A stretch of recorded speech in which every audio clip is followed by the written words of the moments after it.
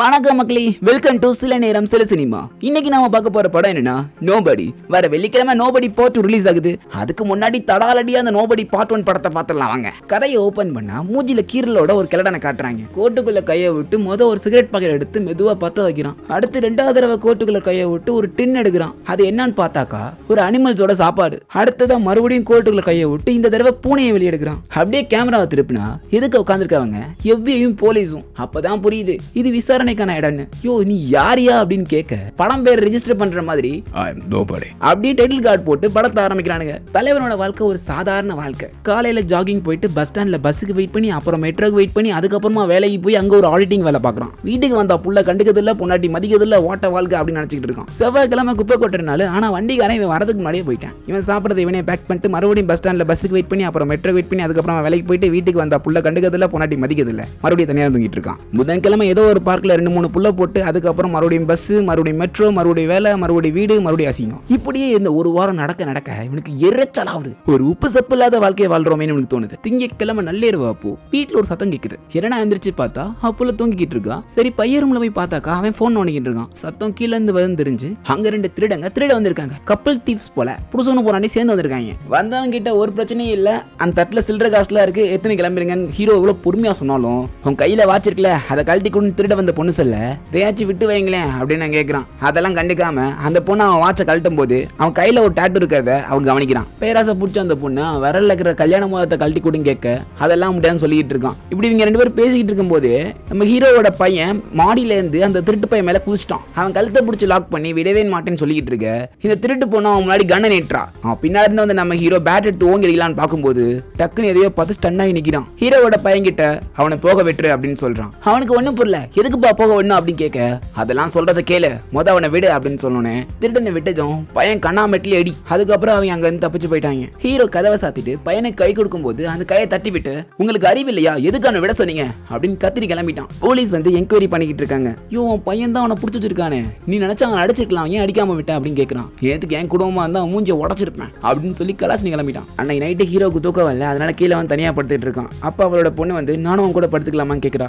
அந்த வீட்டுல இவன் மேல பாசமாகிற ஒரே ஆளும் குட்டி பொண்ணு மட்டும் தான் நினைக்கிறேன். எனக்கு ஒரு பூனை வாங்கி தரீங்களா அப்படின்னு கேட்கும்போது நானும் அதான் நினைச்சிட்டு இருக்கேன், வாங்கிட்டா போச்சு அப்படின்னு சொல்றான். அடுத்த நாள் அவனோட பையனுக்கு ஒரு அசைன்மெண்ட் கொடுத்துருக்காங்க. அதாவது எதுனா ஒரு ஃபேக்டரிக்கு போயிட்டு அங்க நடக்கிற விஷயங்கள்லாம் ஒரு ரிப்போர்ட் எடுத்து தரணும். இதை கேட்டுமே நம்ம ஹீரோக்கு ஓகே என்னோட கம்பெனிக்கு வா, நான் உனக்கு எல்லாத்தையுமே சொல்லி தரேன் அப்படின்னு சொல்றான். அதெல்லாம் தேவையில்ல, எனக்கு ஏனோ தானோ எழுதுனா போதும் அப்படின்னு சொல்லும்போது அதே சமயத்தில் ஹீரோட ஒய்ஃப் உன்னோட அங்கிள் ஒரு எக்ஸ்மிலிட்டரி இருக்காரு, அவர்கிட்ட கேட்டு இந்த விஷயத்துல தெரிஞ்சுக்கோ அப்படின்னு சொல்றாங்க. நான் அவர்கிட்ட தான் முதலே கேட்டேன், அவன் கொஞ்சம் பிஸியா இருக்காராம் அப்படின்னு சொல்லும்போது நம்ம ஹீரோக்கு காண்டாகுது. பட் வெளியே காட்டிக்கல. சரி அவனோட தாத்தா எவ்வியில இருந்து ரிட்டர்ன் ஆனவன் தானே, அவர்கிட்ட கேட்கலாம் அப்படின்னு சொல்லி அங்க இருந்து கிளம்புறாங்க. இவன் கம்பெனில வேலை பார்த்துட்டு இருக்கும்போது அங்க ஒரு பையன் வரான். இவன் தான் அந்த கம்பெனி எம்டியோட பையன். சொல்ல போனா அந்த கம்பெனிக்கு 2 ஷேர் ஹோல்டர்ஸ் இருக்காங்க. ஒன்னு நம்ம ஹீரோ, இன்னொன்னு இந்த பையனோட அப்பா. அவன் வந்து நம்ம ஹீரோ கிட்ட என் வீட்டுல இந்த மாதிரி திருட்டு பசங்க வந்திருந்தாங்க, நான் சா வச்சிருப்பேன் அப்படின்னு சொல்லிக்கிட்டு கையில இந்த கன் எடுத்து அவன்கிட்ட கொடுக்குறான். அவனும் அந்த கன்னை வாங்கிட்டு இது நமக்கு தேவைப்படாது அப்படின்னு சொல்லி அங்க ஒரு ஃப்ரீசர்ல வச்சுட்டான். இவன் ஒரு ரூம்ல யாருக்குமே தெரியக்கூடாதுக்காண்டி ஒரு ரேடியோ வச்சிருக்கான். அதுல இருந்து ஒருத்தன் நேத்து உங்க வீட்டுல யாரோ திருட வந்தாங்களாமே, ஆச்சரியமா இருக்கு, அவங்கள உயிரோட விட்டுருக்க அப்படிங்கிறான். பாவம் அவங்க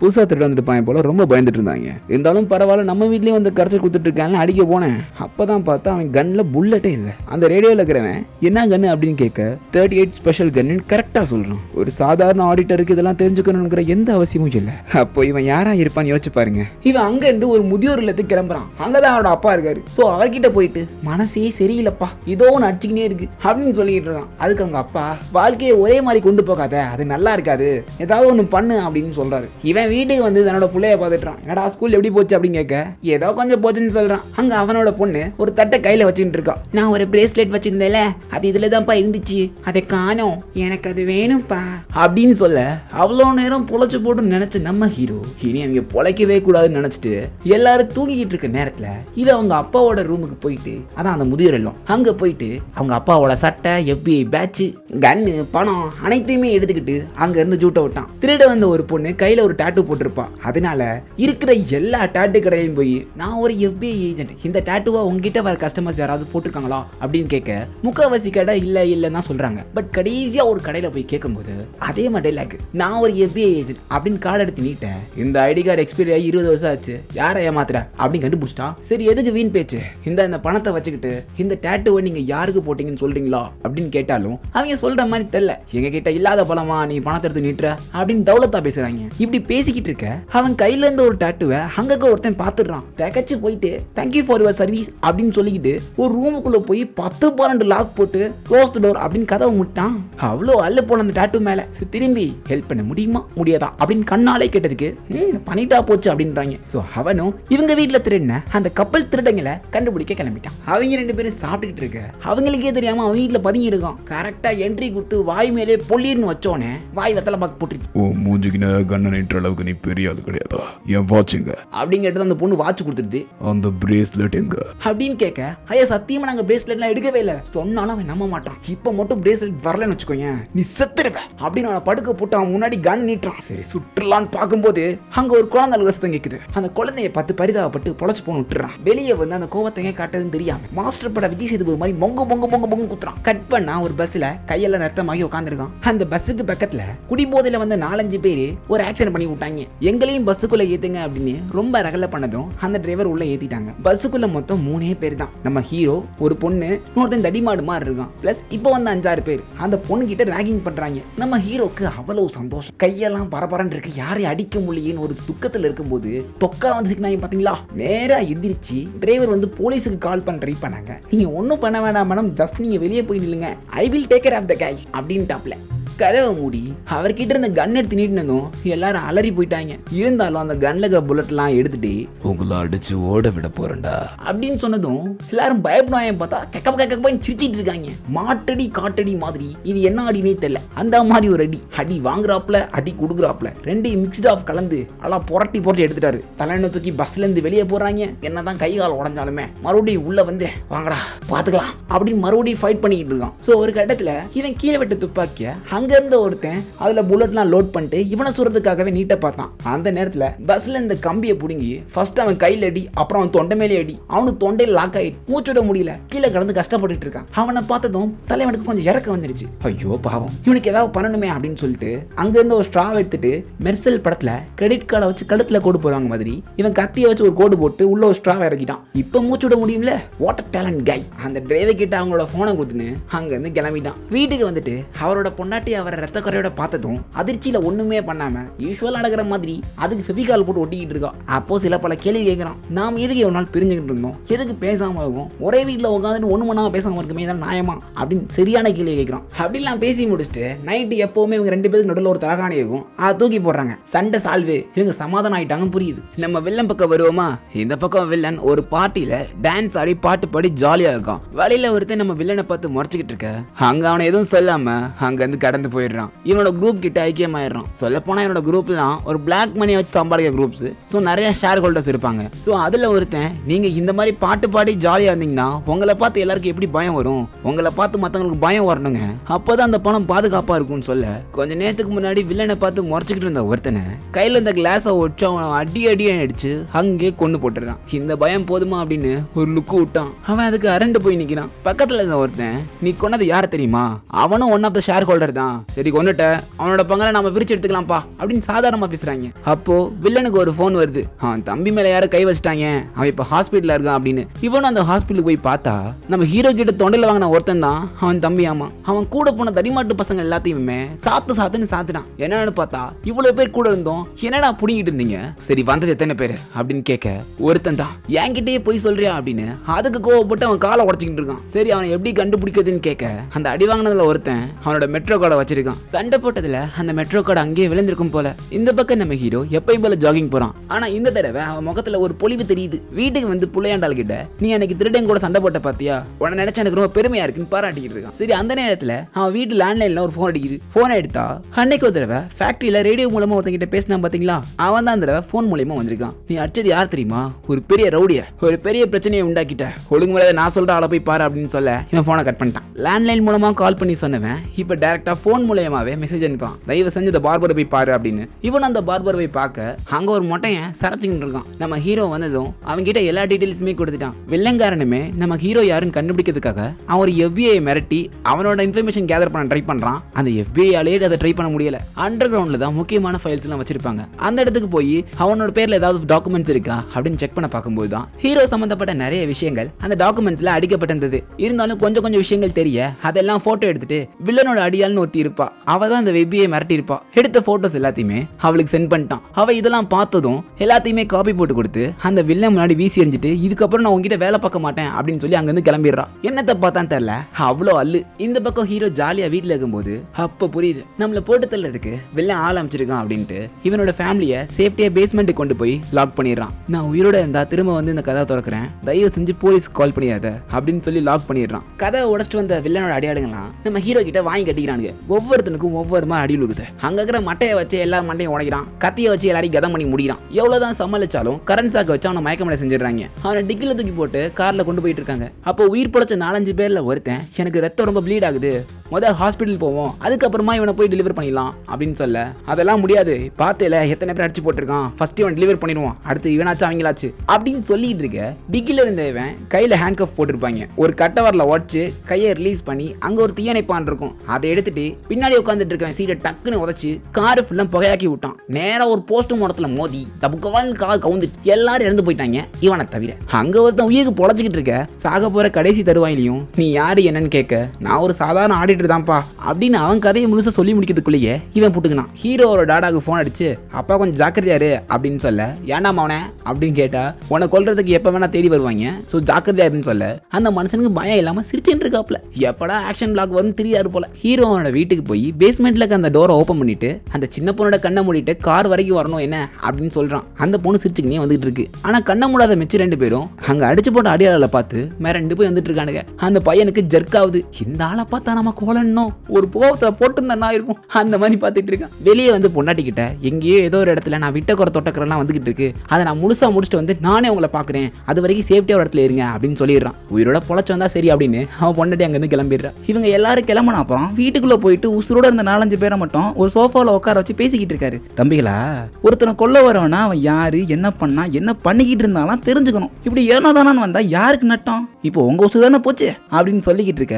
ஒரு குட்டி பிளாஷ்பேக் போறோம். நம்ம ஹீரோக்கு ஒரு அசைன்மெண்ட் வருது. அதாவது ராணுவத்துல இருந்தவன் ராணுவத்துக்கிட்ட இருந்தே பல கோடிகளை ஆட்டையை போட்டு சம்பாதிச்சுக்கிட்டு இருந்திருக்கான். அவனை போட சொல்லி இவனை அப்பாயின்மெண்ட் பண்ணிருக்காங்க. அவனை கொலை பண்ற அந்த தருவாயில என்ன மன்னிச்சு விட்டுருங்க, இதுக்கு மேல இந்த தொழிலை நான் பண்ண மாட்டேன் அப்படின்னு சொல்லி அவன் கிட்ட பாவ மன்னிப்பு கேட்டிருக்கான். அவனோட மன்னிப்புல ஒரு நேர்மை இருந்திருக்கு. அதனால அவன் விட்டுட்டான். ஒரு வருஷம் கழிச்சு இவன் உண்மையதான் சொன்னான்னு செக் பண்றதுக்காக அவனோட இடத்துக்கு போய் பார்த்தா ஒரு ஒய்ஃப், 2 குழந்தைங்க, ஒரு டாக்னு 9 to 5 ஜாப் போய் வாழ்க்கைய பீஸ்ஃபுல்லா வாழ்ந்துகிட்டு இருக்கான். அதை பார்த்த தலைவனுக்கு பொறாம, சை இந்த மாதிரி ஒரு வாழ்க்கையை வாழ முடியாம போச்சுன்னு அப்ப முடிவெடுத்தான். அவன் பார்த்துக்கிட்டு இருந்த அந்த வேலையை விட்டுட்டு ஒரு நார்மல் லைஃபுக்கு திரும்பினான். இதெல்லாம் சொல்லி முடிக்க திரும்பி பார்த்தா அவங்க செத்து போயிருக்காங்க. எப்ப செத்தாயினே தெரியல. பாவன் தனியா புலம்பிட்டு இருந்தான் போல. அப்பதான் கவனிக்கிறான், அந்த சோஃபா கீழே அவன் பொண்ணோட தொலைஞ்சு போன பிரேஸ்லெட் அங்க கிடக்குது. பார்த்துக்கிட்டு இருக்க நம்மளுக்கு, ஏன்டா இந்த விஷயத்துக்கு கூட இவ்வளவு பண்ண அப்படின்ற மாதிரி ஆயிடுச்சு. அவனோட வீட்டை கொளுத்திட்டு அங்க இருந்து கிளம்புறான். வெளியே வந்து பார்த்தாக்கா பக்கத்து வீட்டுக்காரன் புதுசா ஒரு வண்டி வாங்கிக்கான்னு சொன்னான் பாத்தீங்களா, வண்டி ஆட்டையை போட்டு அங்க இருந்து கிளம்பிடுறான். முதியோர் இல்லத்துல இருக்கிற நம்ம ஹீரோவோட அப்பாவை கொல்றதுக்காக 2 பேர் வரானுங்க. வந்தவங்கள உட்கார்ந்த இடத்துல இருந்தே நம்மால் கொண்டு போட்டு ஹாயா இருக்காப்ல. என்ன ஏதுன்னு சத்தம் கேட்டு அந்த வீட்டுக்கு கிழக்க ஒருத்தன் மேல வந்து பார்த்தா நம்மால டிவி சத்தமா வச்சிருக்காப்ல. தயவு செஞ்சு டிவி சத்தத்தை குறைங்க அப்படின்னு சொல்லிட்டு அவன் கீழே போயிடுறான். அந்த வயிற்றுல சுட்டவன வாயை பொத்தி அமுக்கி பிடிச்சிருக்காப்ல. என்ன ஒரு வில்லத்தனம். இந்த பக்கம் நம்ம ஹீரோ அவன் வேலை பார்த்துட்டு இருந்த ஃபேக்டரிக்கு போறான். வேலை பார்க்கறதுக்கு இல்ல, அந்த மொத்த ஃபேக்டரி விலை கொடுத்து வாங்குறதுக்கு. அவன் கொண்டு வந்த பையில எக்கச்சக்கமான தங்க கட்டிகள் இருந்துச்சு. இதை பார்த்துட்டு இருந்த அந்த ஃபேக்டரியோட ஓனர் தாராளமா எடுத்துக்கோன்னு சொல்ல, ஆனா அவனோட பையன் அதெல்லாம் முடியாது, இந்த இடத்தை உருவாக்குறதுக்காக நாங்க ரத்தம், வேர்வை, சதை எல்லாத்தையும் சிந்திருக்கோம், அப்படிலாம் ஈஸியா விட்டு தர முடியாது அப்படின்னு சொல்ல வயிற்றுல ஒரே குத்து. வயிற்று பிடிச்சிக்கினே ஒரு இடத்துல உட்காந்துக்கிட்டு இருக்கான். அவன்கிட்ட போயிட்டு, ஐயோ பொறுமையை மூச்சு விட, ஸ்பீடா மூச்சு விடாதுன்னு இன்ஸ்ட்ரக்ஷன் கொடுத்துட்டு இருக்கான் தலைவன். இதை பார்த்துக்கிட்டு இருந்த அவனோட அப்பா, நீ எடுத்துக்கப்பா அந்த இடத்த அப்படின்னு டீசெண்டா கொடுத்துட்டாப்ல. அந்த மனுஷன் எவ்வளவு கிளவரா இருக்காரு, யோசிக்க மாட்டான் பையன். இந்த பக்கம் நம்ம வில்லனை காட்டுறாங்க. அவன் நியூஸ் பார்த்துட்டு இருக்கான். அதுல அடையாளம் தெரியாத 3 பேர் காரில் விபத்துன்னு வருது. இவங்களை ஹீரோ தான் போட்டு தலைக்கான்னு புரிஞ்சுக்கிறான். ஒருத்தனுக்கு போன் அடிச்சு இருக்கிற எல்லா ஆளையும் இறக்குங்கடா அப்படின்னு சொல்லிக்கிட்டு இருக்கான். நம்ம ஹீரோ என்ன பண்றான் பாத்தீங்கன்னா, அந்த ஃபேக்டரிக்கு ஒரு நோட்டீஸ் ஒட்டியிருக்கான். யாரும் இங்கே வேலைக்கு வர வேண்டாம், இங்கு சில பல எலக்ட்ரிக்கல் ஒர்க் நடந்து கொண்டிருக்கிறது. அப்படிப்பட்ட அந்த எலக்ட்ரிக்கல் ஒர்க் என்னன்னா பாம் செட் பண்றது. இண்டியிடுக்கு சந்து பொந்து எல்லா இடத்துலயுமே பாம் செட் பண்ணிட்டு இருக்கான். அப்போ எப்பயும் போல ரேடியோல பேசுற அவனோட ஃப்ரெண்டு, என்ன பிரச்சனை பெருசு பண்ணிட்டியா, ஆனா என்கிட்ட உதவி எதிர்பார்க்காத, நான் கண்டிப்பா வர முடியாது அப்படின்னு சொல்லிட்டு இருக்கான். அந்த இடத்துல ரேடியோ ஆஃப் பண்ணிட்டு அவன் ஒரு இடத்துக்கு கிளம்புறான். எங்கன்னு பார்த்தா நம்ம வில்லன் பணத்தெல்லாம் பதுக்கி வச்சிருக்க அந்த இடத்துக்கு உள்ள போய் அங்க ஒரு ஆக்ஷன் சீக்வன்ஸை மேக் பண்ணி அவன் வச்சிருந்த எல்லா பணத்தையுமே எரிச்சு விட்டாப்ல. ஆனா இந்த பக்கம் நம்ம வில்லன் ஆட்டம் ஆடி பாட்டு பாடிட்டு இருக்கான். பாட்டை பாடி முடிச்சு ஆடியன்ஸ்ல பார்க்கும் போது தான் தெரியுது அவனுக்கு நேரா சேர் போட்டு உக்காந்துருக்கா நம்ம ஹீரோ. கொடுத்தான் பாருங்க ஷாக்கு. டேய் உன்னை எங்கெங்கெல்லாம் தேட சொல்லியிருக்கேன், நீ ஏடா இங்கே வந்து நிக்கிற அப்படின்னு சொல்ல, நீ நல்லா பாட்டு பாடுவேமே அதான் பாட்டு கேட்க வந்தேன் அப்படிங்கிறான். இப்படிலாம் பேசிக்கிட்டு இருக்கும் போது வில்லனோட அடியாளுக நம்ம ஹீரோவை சுத்து போட்டானுங்க. அப்போ ஹீரோ லைட்டா கையை நீட்ட எல்லாரும் துப்பாக்கி எடுத்து நீட்டுறானுங்க. இருங்கப்பா எதுக்கு அவசரப்படுறீங்க, இந்த கச்சீஃப் தான் எடுக்க போறேன் அப்படின்னு அந்த கச்சீஃபை எடுத்தா அங்க ஒரு லிவரை கனெக்ட் பண்ணி பாம் செட் பண்ணி வச்சிருக்கான். என்ன நீங்க எதனா பண்ணீங்கன்னா இது டமால்னு வச்சிரும், அடுத்து ஒருத்தன் உசுறு மிஞ்சாது அப்படின்னு சொல்ல, எனக்கு ஒரு 5 நிமிஷம் கொடுத்தா நான் பேசி கிளம்பினே இருப்பேன் அப்படின்ட்டு 2 பேரும் பேசிட்டு இருக்கானுங்க. இங்க பாரு, எனக்கும் இழப்பு உனக்கும் இழப்பு. உன் சைடுல உன் தம்பி நான் அடிச்சு போட்டேன், அதனால என் வீட்டுக்கு ஆள் அமைச்சு என் வீட்டை நாஸ்தி பண்ணிட்டேன், அதனால நானும் உனக்கு செலவெழுத்து விட்டேன், இதோட எல்லா பிரச்சனையும் முடிச்சுக்கலாம் அப்படின்னு சொல்ல, ஒரு நிமிஷம் இரு, நீ எங்க எனக்கு செலவெழுத்து விட்ட அப்படின்னு கேட்க, உன் வீட்டை கொளுத்திட்டேன்ப்பா, எல்லாம் எரிஞ்சு போச்சு. ஒரு எரிஞ்சு போன பணக்கட்டை எடுத்து டேபிள் மேல வைக்கிறான். அதை பார்த்த இவனுக்கு கோவம் பலியா வருது. எதுக்கு அப்படி பண்ண அப்படின்னு கேட்க, இங்க இதோட எல்லா பிரச்சனையும் முடிச்சுக்கலாம், உனக்கு இந்த வேலை பிடிக்கலன்னு கேள்விப்பட்டேன், ஒழுங்கு மரியாதை எங்கேயா ஓடி ஒளிஞ்சு பொழைச்சுக்க, இந்த மறுபடியும் சீண்டுனா உன்னை அனாவசியமா கொல்ல வேண்டியதா இருக்கும் அப்படின்னு மிரட்டிட்டு அங்க இருந்து கிளம்புறான். வெளியே வந்து வண்டியில வெயிட் பண்ணிக்கிட்டு இருக்கான். எதுக்கு வெயிட் பண்றானா, இவனுக்கும் இவங்க சும்மா வரதுக்கு மனசு வரல. இவன் பேசின பேச்சுக்கு கண்டிப்பா அவனை ஃபாலோ பண்ணுவான்னு நினைச்சான். அதே மாதிரி அந்த முட்டாப்பல்க இவனை ஃபாலோ பண்ணிட்டு வரானுங்க. சேசிங்லாம் செம்மையா பண்ணிட்டு வண்டி நேரா இவனோட ஃபேக்டரிக்குள்ள போகுது. அங்க வந்த வில்லனோ, நீ அந்த பணத்தை திருடி இருந்தா கூட மனசாரி கொண்டா, அந்த எரிச்சிருக்க எப்படி உன் மேல கோவம் வராம இருக்கும் அப்படின்னு சொல்லிக்கினே சுட்டுட்டு இருக்கான். அப்படி சுடும்போது ஹீரோவோட ஷோல்டர்ல ஒரு குண்டு பாஞ்சிருது. என்ன இதுன்னு தெரியாம வில்லனோட அடியாளுகள்லாம் பொத்து பொத்துன்னு செத்துக்கிட்டு இருக்கானுங்க. கேமரா மேல தூக்குனா அங்க ஒருத்தன் எல்லாரையும் ஸ்னைப்பர் வச்சு சுட்டுட்டு இருக்கான். இவன் யாருன்னு பார்த்தாக்கா ஹீரோ கூட எப்பவுமே ரேடியோல பேசிட்டு இருப்பான் பாத்தீங்களா, அவன் தான் இவன். என்னாலலாம் வர முடியாதுன்னு சொல்லிட்டு இவனுக்கு முன்னாடி அந்த இடத்துல வந்து நிக்கிறான். சைட்ல பார்த்தா ஹீரோவோட அப்பா பழைய கன் எடுத்துன்னு எல்லாரையும் பொட்டு பொட்டுன்னு சுட்டுட்டு இருக்காரு. யோ தகப்பா நீ என்ன எங்க அப்படின்னு கேட்டா, அந்த முதியோர் இல்லத்துல ஒரே இடத்துல உட்காந்து கால் வலிக்குதுடா, இந்த மாதிரி 4-5 பேரை போட்டு தள்ளனாதான் மனசுக்கு நிம்மதியா இருக்குன்னு சிரிச்சுக்கிட்டு இருக்காப்ல வலிசை. அதுக்கப்புறம் ஃபேக்டரிக்குள்ள போயிட்டு ஹீரோ வச்ச ட்ராப்ல எல்லா அடியாளுகளும் வந்து பொத்து பொத்துன்னு செத்துட்டு இருக்கானுங்க. ஸ்னைப்பர் வச்சிருக்க ஹீரோவோட ஃப்ரெண்டும் அவன் தரப்புக்கு 10 பேரை போட்டு தள்ளுறான். ஹீரோ விதவிதமா ட்ராப் வச்சு அங்க இருக்கிற எல்லாருமே வெளுத்து கட்டுறான். ஹீரோவோட அப்பாவும் சும்மா இல்ல, இந்த வயசுலயும் பூந்து விளையாடுறாப்ல. ஒரு கட்டத்துல 3 பேருமே சுத்தி சுத்தி எல்லாருமே சாகடிச்சிட்டு இருக்கானுங்க. எல்லாருமே செத்து போயிட்டாங்க. வில்லன் மட்டும் தான் பாக்கி. இவங்க சைடுமே துப்பாக்கில தோட்டாக்கெல்லாம் காலியா போயிடுச்சு. ஆனா வில்லன் சைடுல தோட்டாக்கள் அதிகமா இருக்கு, மிஷின் கண்ணுமே இருக்கு. எப்படி சமாளிக்க போறோம் அப்படின்னு நினைக்கும் போது நம்ம ஹீரோக்கு ஒரு ஐடியா வருது. அவன் வச்சிருந்த பாமை ஒரு கண்ணாடியில ஒட்ட வச்சு அந்த லிவரை அதுக்கு பின்பக்கமா இவன் வாயில கச்சுக்கின்னு குடுகுடுன்னு அவன் முன்னாடி ஓடி அவன் பக்கத்துல போனே லிவர் இழுத்துட்டான். பாம் வெடிச்சிருது. புல்லட் ப்ரூஃப் போட்டதுனால இவன் பொழைச்சிட்டான், அவன் செத்து போயிட்டான். ஒரு வழியா எல்லாரையும் கொன்னாச்சுன்னு 3 பேர் பேசிக்கிட்டு இருக்கானுங்க. அப்ப ஹீரோவோட ஃப்ரெண்டு, ஏன்டா வீட்டுல சும்மா இருக்கதை விட்டு போட்டு ஏன்டா அப்படி ரகலை கூட்டுறீங்க, நீங்க பஞ்சாயத்து பண்றது மட்டும் இல்லாம நான் சுடு வாங்கிட்டு இருக்கேன்டா அப்படின்னு சொல்லி கலாச்சிட்டு இருக்கான். அவங்க 2 பேர்த்தையும் இவங்க அமுச்சு விட்ட அப்புறம் இவன் ரூமுக்கு போய் அவன் பொண்டாட்டி கால் பண்றான். கால் போல, ஆனா அங்க ஒரு மியான் சவுண்ட் வருது. அங்க இருந்து ஒரு பூனை எடுத்துன்னு வெளியே வந்து பாக்குறான். போலீஸ் வந்து நிக்கிறாங்க. இப்போதான் நம்ம கதையோட தொடக்கத்துல பார்த்த அந்த சீன் வருது. யாரு சாமி நீ அப்படின்னு கேட்க, I am nobody அப்படி சொல்றான். சோ எல்லா பிரச்சனையும் ஓவர் அப்படின்ட்டு இவங்க ஒரு புது வீடை தேடி போனாங்க. அங்கேயும் நம்ம ஹீரோக்கு ஒரு ஃபோன் கால் வருது. ஹீரோவோட வைஃப் அந்த புரோக்கர் கிட்ட இந்த வீட்ல பேஸ்மெண்ட் இருக்கா அப்படின்னு கேட்டு அந்த இடத்துல கதையை முடிக்கிறானுங்க. சோ நானும் உங்களை அடுத்த படத்துல பாக்குறேன். Stay tune, bye by.